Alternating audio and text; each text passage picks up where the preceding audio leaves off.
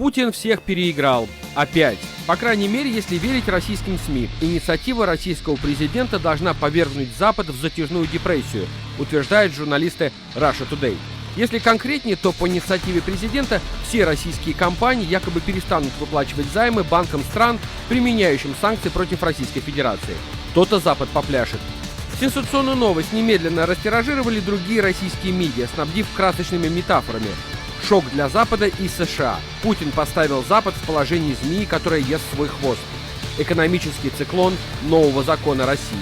Некоторые СМИ даже не смогли удержаться от лести. Западные СМИ обсуждают гениальный ход Путина, грозящий обрушить экономику ЕС и США. Сам объект похвал скромно призывает быть готовыми ко всему. Нужно быть готовыми к любому развитию ситуации на сырьевых рынках, на фондовых рынках. Но журналисты уверены, Западу уже практически поставлен мат.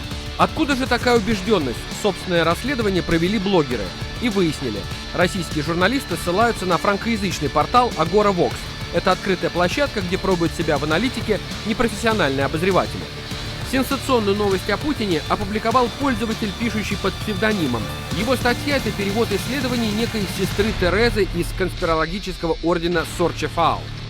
Другие ее работы, в частности, посвящены чудо-бомбам Обамы и развенчанию демонической природы Хиллари Клинтон. Вообще, сайт, где изначально появилась статья о Путине, публикует откровенный бред, принятый называть интернет-мусором. Из статей никому неизвестного конспиролога новость попала на Agora Vox, а уже оттуда ее растащили на цитаты российские СМИ. Проверить, действительно ли Путин собирается фактически объявить дефолт, не удосужились. Между тем, на официальном сайте Кремля ни о каких революционных инициативах российского президента ни слова. Похоже, несмотря на миллиардные дотации, российская пропаганда в отчаянии, заметил по этому поводу популярный блогер Алексей Ковалев.